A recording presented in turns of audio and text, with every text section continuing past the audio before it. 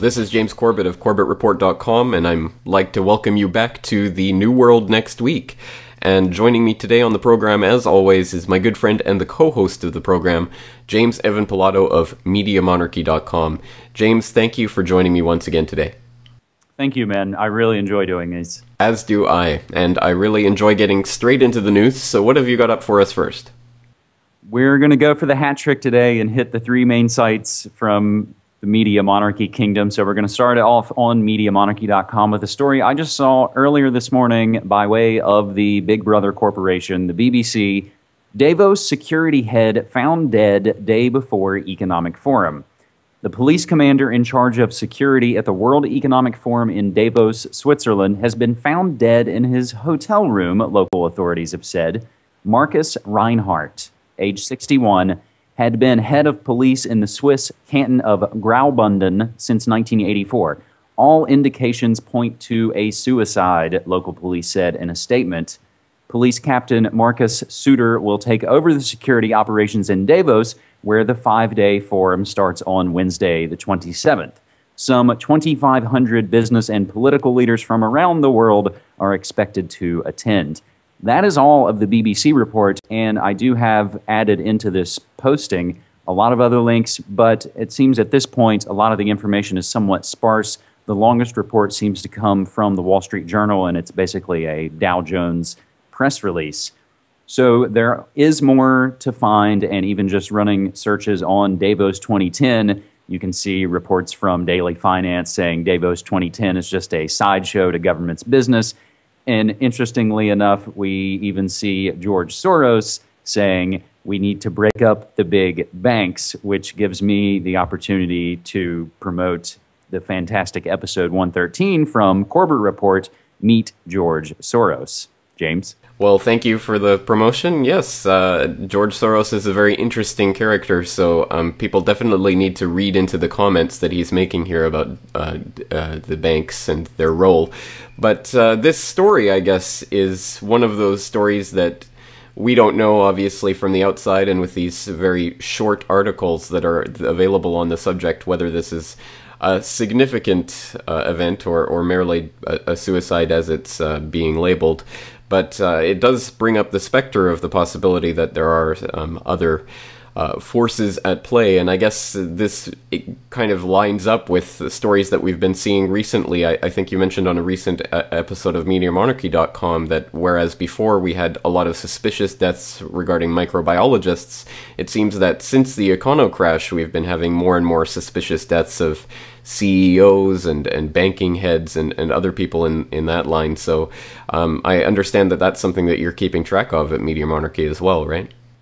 It is, and just on the previous episode, 154, and I don't recall the guy's name off the top of my head, but an ex-Morgan Stanley, broker, mysteriously dead, and we've tracked them all through the last year. That, yes, like you said, it was the microbiologist and even those involved in the military-industrial complex in the last decade, because that was the scam that was going. Now it seems the scam is the new financial world order, and lo and behold, we see lots of suspicious and convenient deaths. One last thing I will mention that is kind of humorous about this, on a BBC blog about the Davos Forum, which again has just opened on the 27th, that someone basically writes on the blog that basically whatever Apple shows today, and that would be their new iPad they've unveiled, it will do more to change the world than whatever the WEF loonies are now cooking up in Davos. So just a little bit of perspective there. Well, very true, and people have to wonder why there's so much coverage of this conference, but not so much coverage of things like the Bilderberg conference. But we'll leave that for later on in the year. But right now, let's move on to our second story, and I understand we're going to hit up foodworldorder.com? No, cyberspacewar.com. We're going to go to Cyberspace War for our second story, cyberspacewar.com, a site I started about 6 or 8 months ago to, again, track what we've seen in cybersecurity and hacking and the grid and all of those stories. So this by way of Danger Room, Pentagon searches for digital DNA to identify hackers. One of the trickiest problems in cybersecurity is trying to figure out who's really behind an attack. DARPA, the Pentagon agency that created the internet, and that's the Defense Advanced Research Projects Agency, the mad scientist wing of the Pentagon, they're trying to fix that problem with a new effort to develop the cyber equivalent of fingerprints or DNA that can identify even the best cloaked hackers. It's the kind of problem DARPA will try to solve with its Cyber Genome project.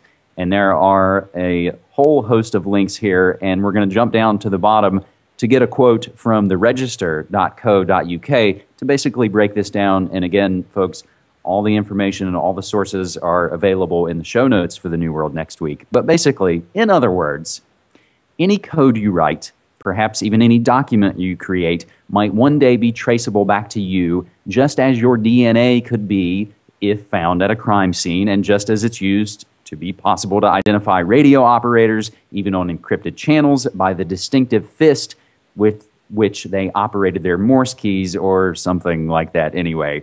The register.co.uk writes. So, of course, this all ties in with yet another conference. The Cyber Genome Project kicks off this week with a conference in Virginia.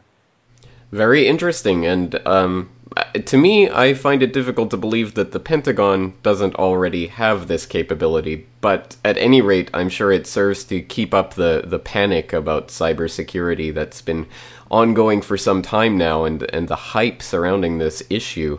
And we've seen that time and time again. I've written articles about that, a couple of big articles last year about cybersecurity, and we saw that CSIS had a report, the cybersecurity in the 44th presidency, which came out even before Obama was selected as the nation's leader.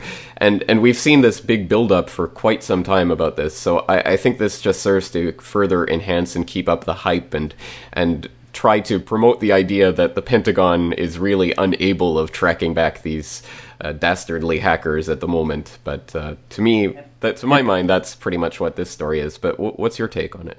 Well, and I was going to say that's, I think, essentially another one of the reasons why I started cyberspacewar.com, is that it seems as though we are being prepped for some sort of I-9/11, some sort of catastrophic catalyzing event that, again, folks like Richard Clarke, cyber, or rather counterterrorism specialist, Mr., your government failed you, has essentially said there's an i-Patriot Act sitting on the shelf waiting for just that catalyzing catastrophic event to give them the political capital to shove yet another loss of freedoms down our throat. That's it. That's key information right there, and I hope people are checking out the links in the sidebar to find out more about that. But we're running out of time, so let's move straight on to the final story, and I guess now we'll hit up foodworldorder.com. Yes, we will. So this story, by way of The Guardian, posted up on foodworldorder.com. 1/4 of U.S. grain crops fed to cars, not people.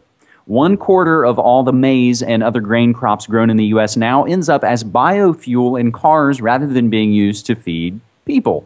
This, according to new analysis, which suggests that the biofuel revolution, launched by former puppet President George Bush in 2007, is impacting world food supplies. The 2009 figures from the USDA, United States Department of Agriculture, shows ethanol production rising to record levels driven by farm subsidies and laws which require vehicles to use increasing amounts of biofuels. The grain grown to produce fuel in the U.S. in 2009 was enough to feed 330 million people for 1 year at average world consumption levels. This said by Lester Brown, the director of the Earth Policy Institute, a Washington think tank that conducted the analysis, and links to earth-policy.org. And I now see that these three stories all kind of tie together by coming from think tanks and conferences. And again, these are the guys that basically give the Pentagon or the USDA or even the executive branch their marching orders, I think. Well, that's right. Yeah, there's things going on behind the scenes and negotiations that take place out of public sight or out of public understanding that definitely influence the way things are going. And while reducing dependence on foreign oil is no doubt a worthy goal, doing so by taking food away from starving people is not a worthy goal. So definitely this is a huge story, and it points to even more reasons not to trust the whole carbon eugenics scheme. That's also another one of the motivating factors behind this type of thing. Absolutely. All right, well, James Evan Pilato, thank you once again. MediaMonarchy.com, foodworldorder.com, cyberspacewar.com. If it's moving or breathing, James will be covering it somewhere on one of his sites. And also, I certainly hope people will check out the podcast, MediaMonarchy.com, as well as my own podcast at CorbettReport.com. And I'd also like to thank all of the viewers who are leaving their comments and ratings on this series. They're much appreciated, so keep them coming. James, thank you once again for joining us. Thanks so much. Take care.